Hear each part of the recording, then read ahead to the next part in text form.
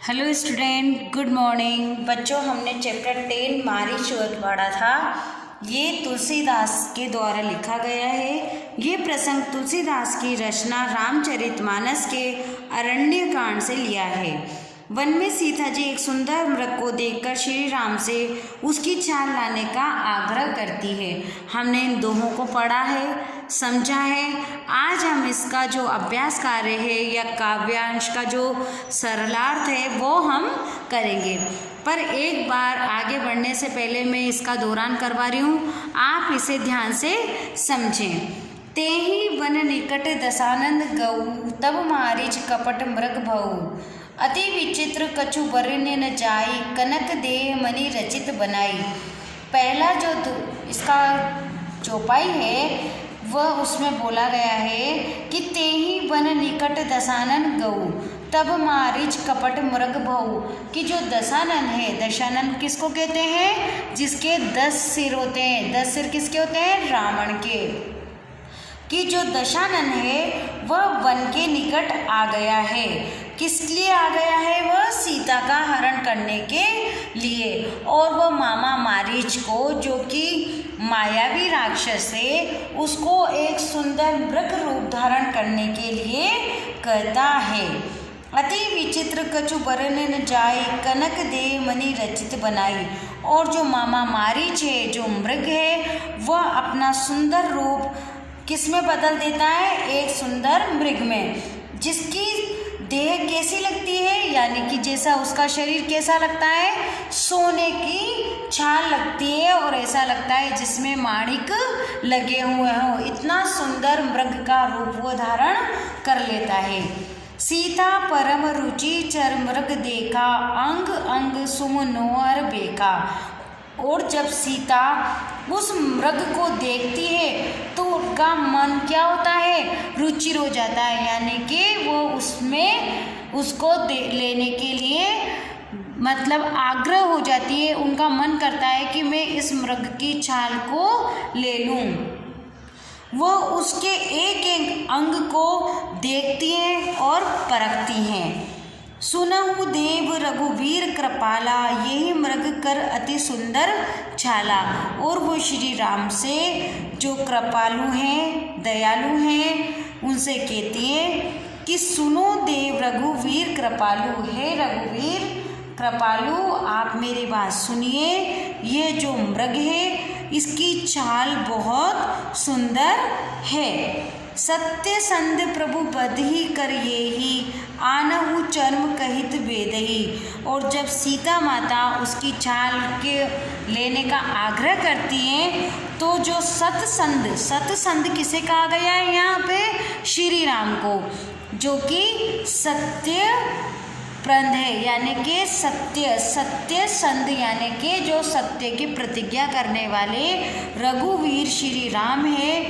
वह कहते हैं जो सीता की बात सुनकर मुस्कुराते हुए और उस छाल को लेने के लिए प्रशंसा पूर्वक जाने के लिए तैयार हो जाते हैं। तब रघुवीर जानत सब कारण, उठे हर्षि सुर काज सवारन। और रघुवीर यानी कि श्री राम सब कुछ जानते हैं कि ये जो मृग है ये मायावी है, यहाँ वन है, इसमें बहुत सारे राक्षस घूमते रहते हैं। पर फिर भी वह माता सीता की बात सुनकर हर्षपूर्ण उठते हैं और उनकी बात मानने के लिए तैयार हो जाते हैं। प्रभु लक्ष्मण कहाँ समुझाई, फिरत विपिन निशिचर बहु भाई। जब लक्ष्मण प्रभु को समझाते हैं कि ये वन है, यहाँ पर बहुत सारे निशिचर यानी कि राक्षस घूमते रहते हैं और तुम ध्यान रखना, ऐसे समझाते हुए कहते हैं। तो बच्चों, जो ये चौपाइयाँ है ये अरण्य कांड से ली गई है। ये तुलसीदास जी ने लिखी है, बहुत सुंदर चौपाइयाँ हैं। आज हम इसका जो आगे का अभ्यास करेंगे। तो आप पेज नंबर 76 ओपन करिए। पेज नंबर 76 जो 6 है, इसमें इसके शब्दार्थ आए वो देखिए आप। तेहि यानी उस, निकट यानी पास, दशानन यानी रावण, गऊ यानी पहुँचा, कृपट मृग यानी धोखे का हिरण, भऊ यानी बन गया, अति यानी बहुत, विचित्र यानी अनोखा, कछु यानी कुछ, बरनी यानी वर्णन, न जाए यानी नहीं किया जा सकता, कनक यानी सोना, देह यानी शरीर, मणि यानी माणिक, रचित यानी बनाया, रुचिर यानी सुंदर, मृग यानी हिरण, सुमनोहर यानी सुंदर, अत्यंत सुंदर, सुनहु यानी सुनिए, यही यानी इसी, छाला यानी छाल, सत्संग यानी सत्य प्रतिज्ञा, बंदी यानी मारकर, यही यानी इसी का, आनहु यानी लाइए, चर्म यानी चमड़ा, बेदेही यानी सीता, रघुपति यानी श्री रामचंद्र, कारण यानी कारण, हर्षी यानी हर्षित होकर, सूर्य यानी देवता, फिरत यानी घूमते हैं, विपिन यानी जंगल और निशिचर यानी राक्षस। तो ये हो गए आपके शब्दार्थ। अब आते हैं बच्चों हम पेज नंबर 77 पर। बच्चों जो ये क्वेश्चन आंसर है ये मैं आपको समझा दूंगी, आप इन क्वेश्चनों के आंसर स्वयं करेंगे क्योंकि आप क्लास 5th में हैं। ये 2 है, ये चैप्टर मैं 3 बार रिपीट कर चुकी हूँ, पढ़ा चुकी हूँ और आपको अभी इसके क्वेश्चन के आंसर भी समझा रही हूँ। आप इन्हें चैप्टर 10 डालकर, चैप्टर का जो नाम है वो डालकर इन क्वेश्चनों के आंसर लिखेंगे। मारीचवध कविता रामचरित्र मानस के किस कांड से ली गई है? अरण्य कांड से। ऊपर ही ऊपर जो चैप्टर 10 पढ़ेंगे उसमें लिखा हुआ है यह कविता अरण्य कांड से ली गई है। इस कविता के कवि का नाम क्या है? तुलसीदास। कविता में मृग को कपट मृग क्यों कहा गया है? इस कविता में मृग को कपट मृग इसलिए कहा गया है क्योंकि वह राक्षस था, मारीच था और कपटी था, जिसने एक मृग का रूप धारण किया था, इसलिए उसे कपट मृग कहा गया है।